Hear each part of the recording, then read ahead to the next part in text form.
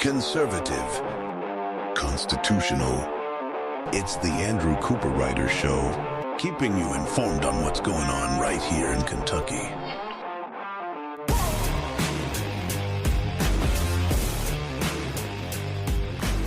Today on the Andrew Cooperrider Show, a Campbell County high schooler is facing possibly not receiving his high school diploma after a commencement speech that mentioned God angered the school board. And if we have time, one Democrat candidate in Kentucky running for office is so far to the left that it appears he literally goes to a church, putting that in big quotations there, church, that doesn't worship God, but instead worships liberal leftist ideologies as like an actual religious practice. If we have time, we'll be going over that. But first, I do want to encourage you, as always, head on over to theandrewshow.com to check out old shows. Hit the contact tab if you want to reach out to the show, and feel free to email the show at info@theandrewshow.com. Once again, that's info@theandrewshow.com. Before I dig into, though, the high schooler story, big story, important story, or if we have time, as I said, go into the leftists worshiping themselves rather than God, I wanted to go over this. The other day, I spoke about what we can expect leadership here in Kentucky, the establishment Republican leadership in the House and the Senate, what they might do in order to hold on to power. And one thing I brought up was opening up primaries. And for those who didn't tune into the conversation, what I mean is that currently in Kentucky, in order to vote in the Republican Party primary or the Democrat Party primary, you have to be a registered Republican or a registered Democrat by January 1st of that primary year. I was pointing out that that is something we need to protect. That's something that's incredibly important because we should only have people, because remember what primaries are about. Primaries are not an election for who you want to be in office, the general public, okay? There's a reason why the independents, there's a reason why third parties, there's a reason why Democrats should not get to weigh in a Republican Party platform, because the Republican primary is all about Republicans picking who they believe best represents the Republican Party platform, the Republican Party, who the Republicans want to see in office, and who they want to see representing the party come the general election in November.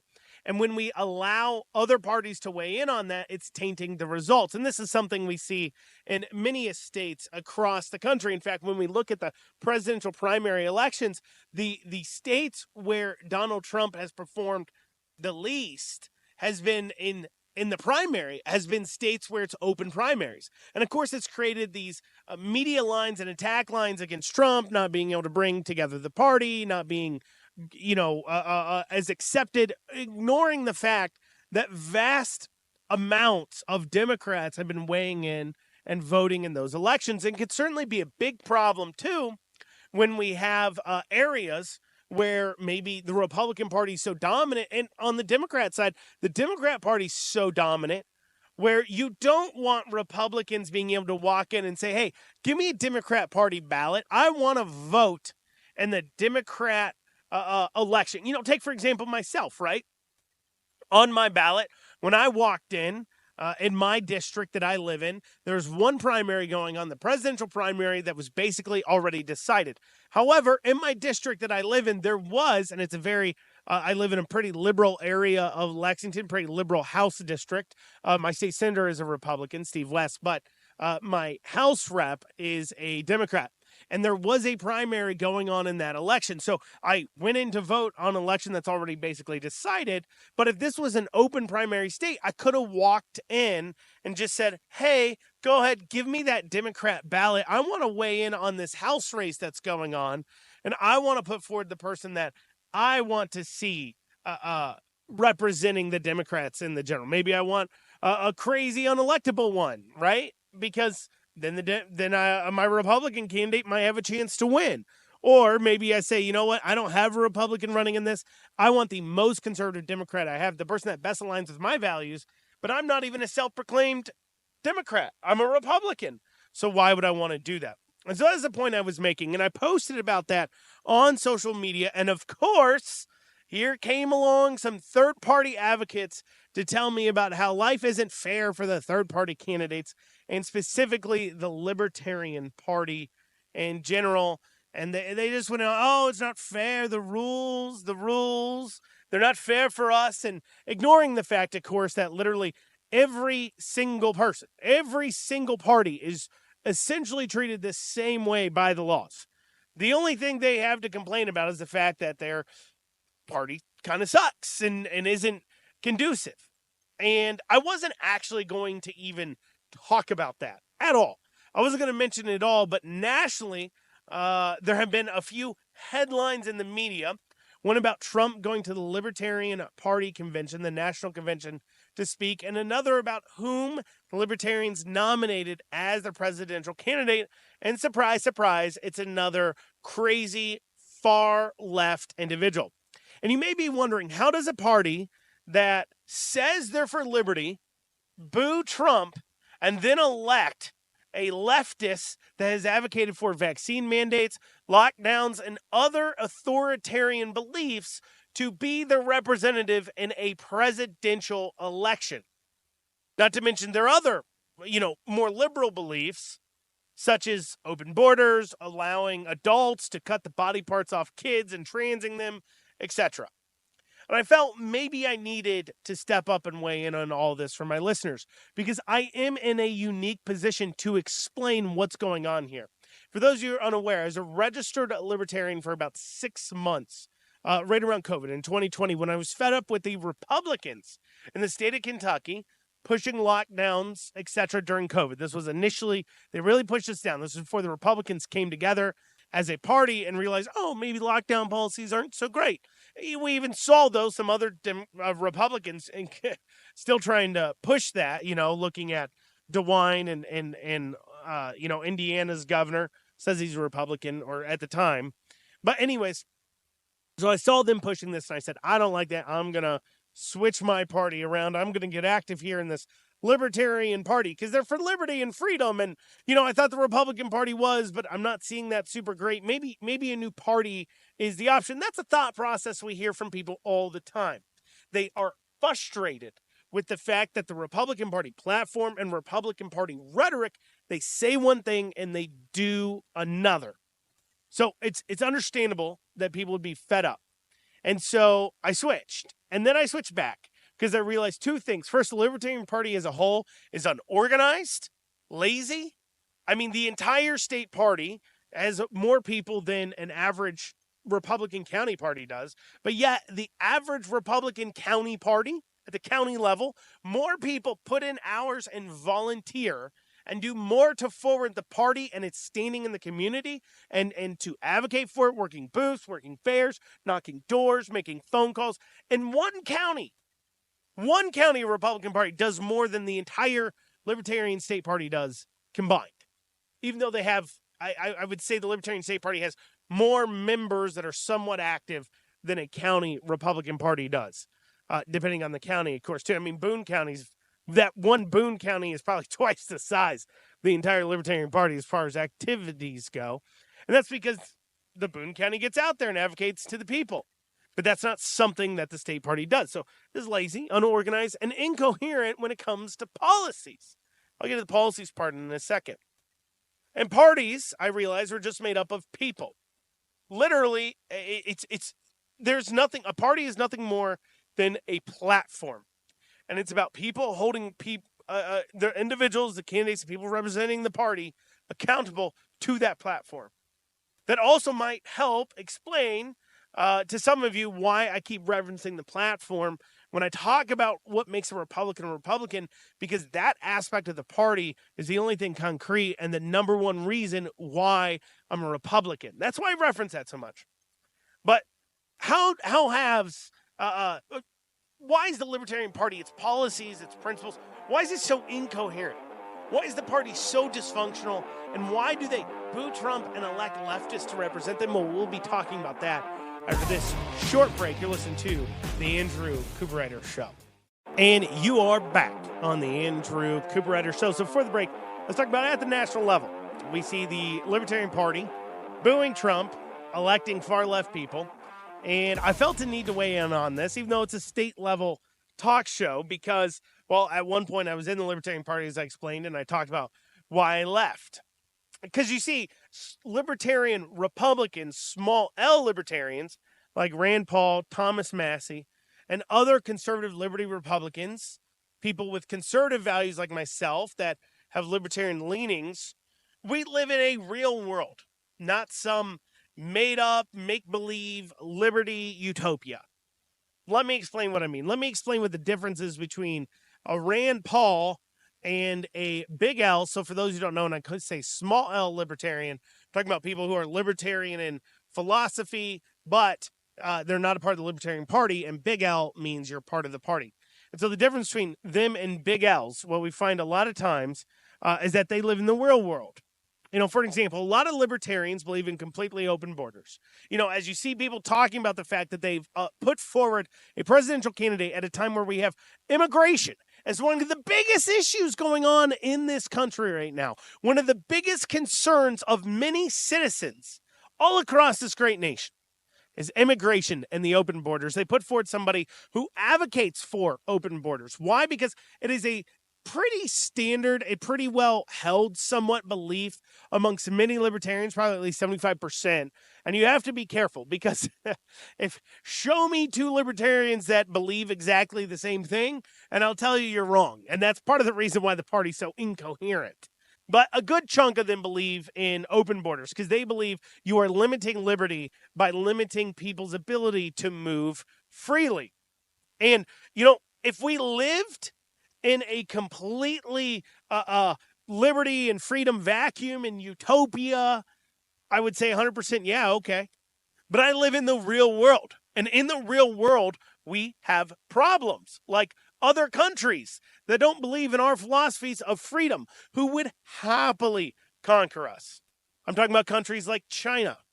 I also live in a country who's gone so far off from people being held accountable for their own actions, because that's the other thing that comes with liberty. And that's really key. And that's something a lot of libertarians ignore as they talk about, oh, we need more freedoms, they need more freedoms. They don't like revisiting the fact that we have such a large welfare system. Because it's not all cookies and rainbows. With freedom of making your own decisions comes with the consequences of those choices. But at least those are your choices you're paying for and not the choices of others. We don't live in this utopia. We live in the real world where we have a pervasive and large welfare systems. So open borders, free-flowing immigration right now, outside of just national security threat that it represents to the ability of our nation to exist at all, it also results in people being forced to do more theft through taxation because they have to fund all these programs and services and welfare programs, transportation, all these things we're doing for these illegal immigrants, they have to be funded. Actually, the greatest threat to our liberties right now is our open borders. Because it's a threat on our pocketbooks. It's a threat to our right to life, liberty, and property. So that's an example of how the Big L Libertarian Party policies are based upon utopian world. But there's another thing you have to understand about the Libertarian Party to explain why they elect a person who is pro-vaccine mandate, pro-lockdown, but they claim to be the party of liberty. And that's the party as a whole believes in actually like nothing at all. Sure, they have a platform, but it's not nearly as in-depth and actually philosophically based as something like the GOP's. And more importantly, most of the members disagree on many points of the actual platform. Why? Well, because the party is made up of nothing but people who are disenfranchised with Republicans, generally from red states, and people who are disenfranchised with Democrats, generally from blue states. And so it creates this mishmash of political ideologies and policies on really important issues. That's why you saw a mishmash of COVID lockdown beliefs. You saw libertarians arguing that correctly, that lockdowns are a huge problem with liberty and that vaccine mandates are a big violation of liberty. But then at the same time, you had libertarians out there arguing And in fact, the only state-level elected Libertarian in Wyoming voted for to put in place vaccine mandates at the state level, because at the same time that's going on, they're over here advocating that, well, if you don't get vaccinated, you might somehow encroach the life of others, so blah, blah, blah. You know, the same thing that just the Democrats would say. It's just a mishmash. You know, when you go over to things like, abortion, it's a big mishmash. Now, big L libertarians would, at this point, they would claim, no, Andrew, you don't understand, even though I do. We have the NAP, the NAP rule. That's our principle, which stands for the non-aggression principle. Basically, as they would sum it up, don't hurt people and don't steal their stuff as a governmental philosophy. But when you get down to things like abortion, well, then the other half coming from Democrats now, and this is where you start getting no consistency on major issues. The other half of the party, of the Libertarian Party that's come from Democrats, they say, well, life begins at birth, I guess. Like, they think a woman has a right to murder her babies, but they don't exactly explain ever how that aligns with why she isn't allowed to murder them once they're birthed. Because, the claim is that, well, that's her body and her choice. But once kids are born, you still have to take care of them too. And that isn't that then your body and your choice at the same time? If you're all worried about freedom and like, well, that's their choice. Should they be allowed to kill their kids? And that's where it comes to actual, like, falling in line here. Because just a claim, and we hear the same claim when it comes to, of course, the transing of the kids. Those are their kids. That's freedom of parents. But even those people saying that that's a freedom of choice of the parent to go ahead and trans their kids, cut off body parts off their child, even they will admit that a parent shouldn't be able to just murder their kid. So clearly, at some point, you think there should be restrictions on what a parent can do with their child. But for some reason, you're trying to wrap a liberty philosophy into the belief that a parent should be able to cut off the body parts of a kid or just murder their child because they're too much of an inconvenience to them while they're still in the womb. But somehow when they come out, and still an inconvenience, they're somehow though still okay or something. It makes no sense. But anyways, so you've got those coming from the Democrat side of things saying, well, you can murder your kids at birth, right? They have a right to murder their babies. But then those coming from the conservative side say, no, hold on here. Life begins at conception. And the NAP, non-aggression principle, means you can't just murder children in the womb. And how bad is the divide on issues like that? Well, the Kentucky Libertarian Party platform says on abortion, you should just ask the candidate. That the candidates all have good faith reasons for their beliefs and that you should just ask them. Okay? And then at the national level, there's many members at the national level that just say, let's just remove that plank of the platform or just change it. It's too controversial. So you have a party where they have no unified belief on major issues like abortion, like COVID policies. So the party doesn't really stand for anything. And this is why it struggles so much. It isn't just because of the duopoly having a stranglehold, which is what libertarians call ballot access rules that apply equally to all parties. But they struggle with them because they can't build a base of voters. And they can't build a base of voters because you have no set beliefs from your candidates. You see, when you vote for a Republican or you vote for a Democrat, at least on the key issues, you know what they're supposed to believe. Now, of course, that doesn't mean they always represent that, but they're supposed to believe that.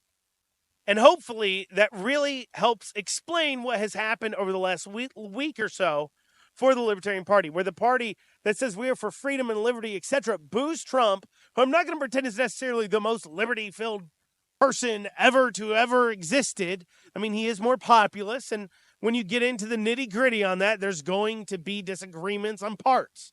But overall, he certainly represents a much more freedom-filled country because he delivers things like economic freedom, the ability to spend more of your own money how you want to, which is the greatest liberty you can have pretty much right now. They've taken away from us. Also, liberty to practice your religion. That's really key here because right now we have the Biden administration taking money from people by force and then spending that forwarding ideals that go against your religion and trying to jail people for following their religion. That you have somebody who didn't start any more foreign wars like Joe Biden has. You have somebody that at least wants more economic freedom and understands that you need to put more money in your pocket and wants to lower inflation. So rather than start a dialogue or advocate for ideas with somebody who agrees with you, maybe even just 60%, 70%, they can't do that. They actually can't sit down and advocate for things with somebody.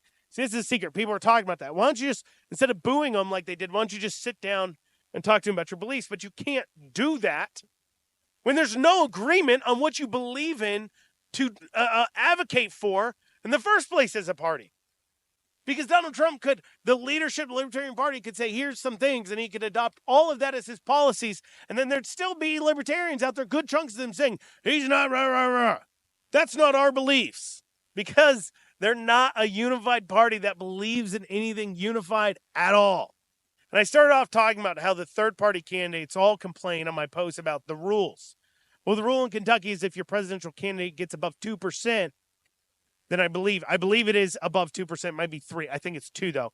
Above 2% for the next 4 years, you don't have to get hundreds of signatures for your party to get ballot access in all these other races. You're put to the same rules as the Republicans and the Democrats.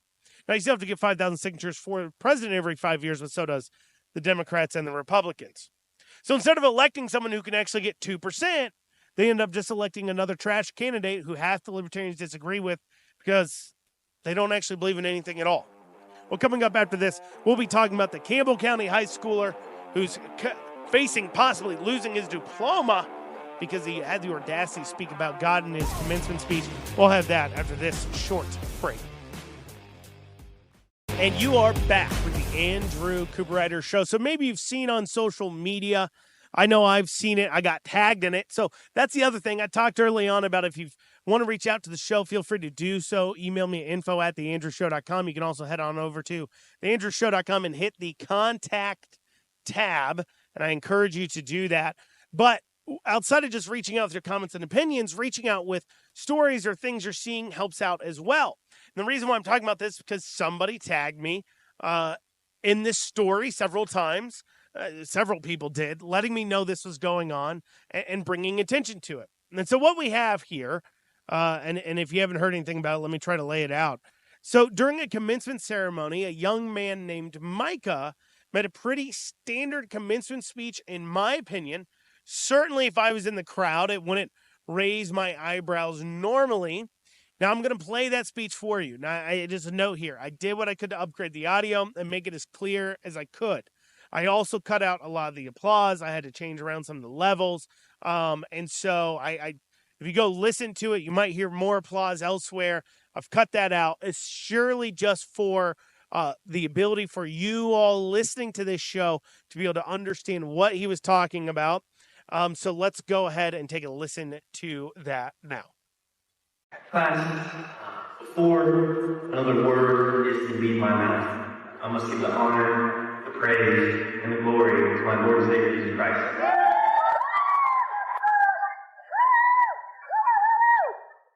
Who in his very word tells us he is the light, he is the way, truth, and life. Class, anyone in the audience today, I'm here to tell you that if you don't have any of those things in your life and can't seem to find the answer, then my Lord and Savior is your answer. He will give you the truth, give you the life. Oh, class, today is here. The day that we thought would never come. The day that your parents constantly asked you to prepare for. The day in which your grandparents said to come all too soon. That day is today. It's graduation day. As you sit in your chairs and I stand before you speaking, we are all filled with a multitude of different emotions. Yet we all ponder this very same question. What's next? What do I do now? What's out there for me to work for, study for, sacrifice for, cry for, something to give my very all to? See, class, it is my knowledge and understanding that this question and thought process is the very block which we build that we come on. Class, there is something beautiful in finding something to give your all to, something to carve your heart into, something that will test you and push you to be the very best version of yourself. So what is it? Is it getting that college degree? Is Is it making enough money to retire your parents? Is it mastering that skill you've been learning for that long time? What is it? See, that's the exciting part about life class. I cannot answer that for you. We all have to go out into the world and take the things that we want. No one is waiting to do it for you, class. In life, the fun, or the best part, is never the place that you end up. It's the journey, the road that you go to get there. One of my favorite quotes comes from Roy T. Bennett. Dreams don't work unless you take action. Class, it doesn't matter how big or small that dream is. We all have a God-given ability and responsibility to achieve them and make them reality. Class, I would love to say, for everyone in attendance today, that your high school diploma will not be your next achievement. But I simply cannot. You have to make that decision for yourself, class. Will you meet the standards that you have set for yourself? So when you catch yourself asking, what's next? What do I do now? Let it not be a call to uncertainty or anxiety, but let it fuel your future success. Thank you so much. Hasta luego. So seems pretty standard, but there's one part of this speech at the beginning, in case you missed it, I want to make sure you heard it, because you might be listening to that speech saying, I don't see what the big deal is. What's the problem here? Well, the problem was at the beginning, Micah said that Jesus is his Savior. That God is the truth and light. And he made a call to his fellow classmates. He made a call to his fellow classmates that if they don't know Jesus as their Savior, they should. Now, in case by now you haven't realized what caused the controversy, you'd be forgiven for missing it even after I just told you what he said at the very beginning. Because all the time we hear people talking about their personal beliefs constantly in commencement speeches, even at high school, public, and this is a public high school, keep that in mind, not a private school, public high school. We hear this all the time, their commencement speeches. I mean, they not just speeches, though.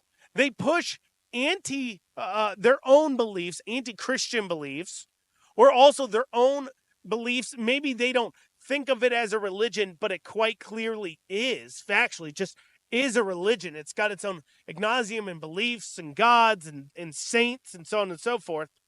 But they push this at school. They hang up their trans flags and their BLM signs and their rainbow flags. I mean, the district itself in Fayette County schools going out, spending taxpayer funds, buying up these rainbow flags and trans flags to go ahead and hang up wherever they want to.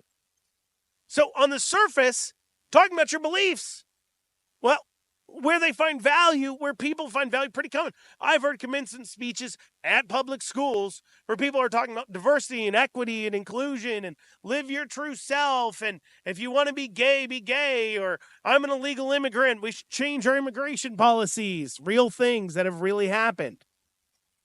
And yet, we haven't seen any controversy about that at all. No, the real problem here is, and we've seen some controversy regarding commencement speeches on the national stage recently as well. I mean, you have, of course, the Harrison Buckner speech, which was a speech he gave on to a private Catholic school based upon Catholic doctrine that's raising all these eyebrows and all these people upset about it, right? We've also seen leftists walking out of commencement speeches where a Jewish person just gave it, and they walked out on the Jewish person speaking because, of course, they're racist. Like it was Jerry Seinfeld, right? It wasn't exactly like a pro-Israel activist they're walking out on to show their support for Hamas and Palestine or whatever it is they think they believe in. No, it was literally just Jerry Seinfeld, and they walked out because, just racism. But what's key about speeches like this one, like Buckner's, is a fewfold. One, they don't posit a leftist religious viewpoint. As I said, it is a religion. I don't think we'll have time today to go over this, so tomorrow you have to tune in because I have proof for you on how this is a religion, that because we've got a Democrat candidate running for office in November that literally is worshiping at the altar of leftism. I'll go over that here in a bit. Or probably tomorrow, not here in a bit, tomorrow. Also, they don't talk about They didn't talk about finding value in yourself. You see, what these speeches all have in common, they're about finding altruistic value in something outside of yourself, in a higher power. So what is actually the full controversy regarding Micah's speech? Well, apparently the school told him not to talk about God, but Micah did it anyways.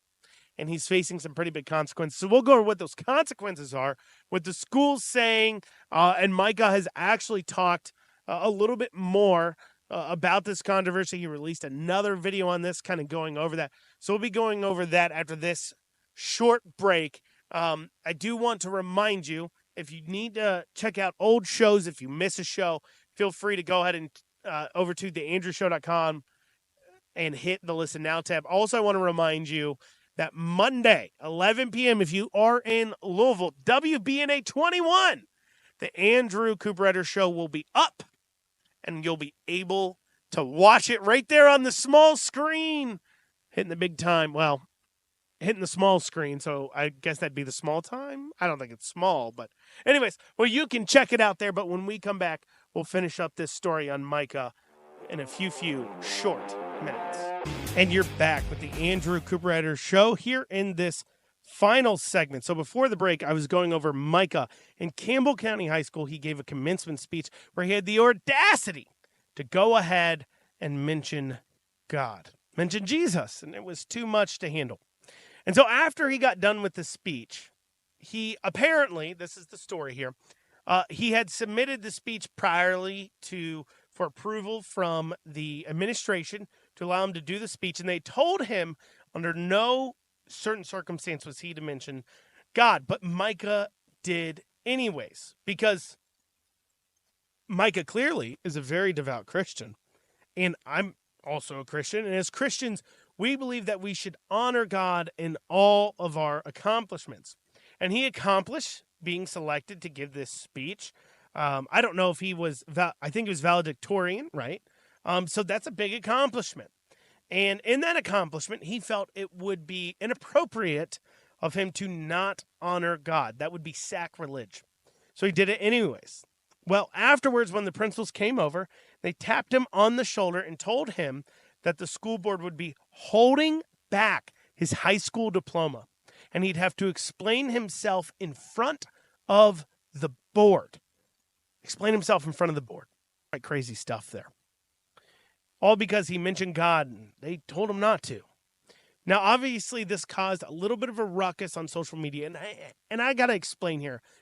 I understand how Mike is probably feeling right now. I've been there, one, where I did something, and I didn't nearly expect it to be as big of a story as it was, and that can catch you off guard. And two, I understand that Mike is a young man, caught off guard, didn't expect this to happen. And so he's going to say a few things that overall I agree with this video, but there's a few things in this I disagree with. We'll be going over that. But here's Micah. He released another video addressing the situation. Let's take a listen.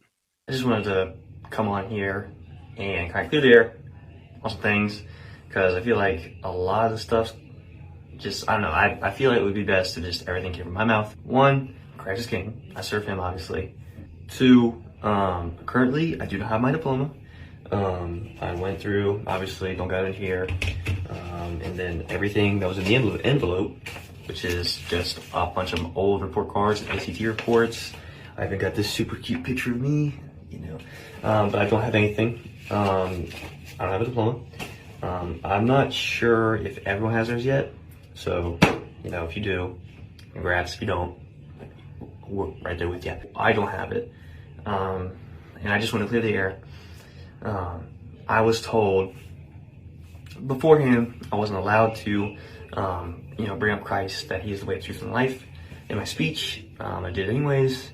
And after the speech was over, one of the principals came in, tapped me on the shoulder, very politely, and professionally told me that I was gonna have to go in front of the board and explain what I did because I went off script. And I just want to say, no bad blood with Campbell County or the principals. They're doing their job. They're doing their job. And I ask that you guys would not go and bash them, because they're literally doing their job. If anyone's in the wrong, it's me.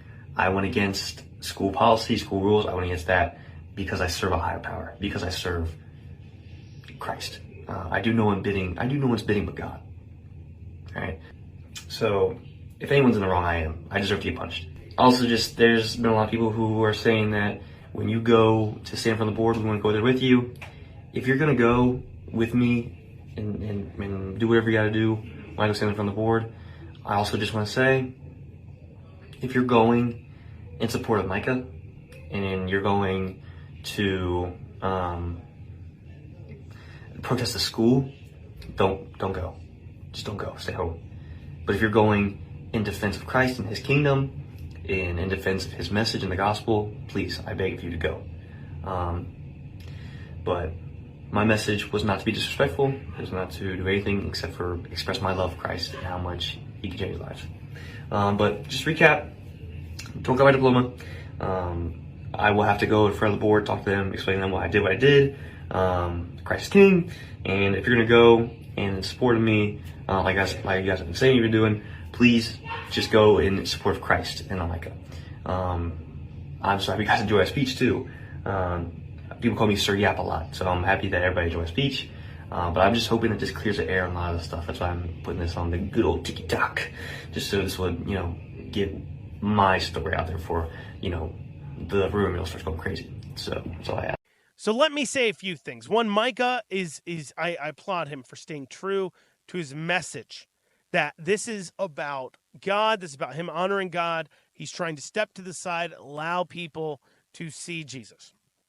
Now, I'm sure, as I said before, Micah did not expect this to be such a big deal. And right now, he is worried that his diploma is going to get held back. He's like, what happens if I don't get my high school diploma? How do I got to go get a GED? What happens here? So he's a great young man for pointing to God.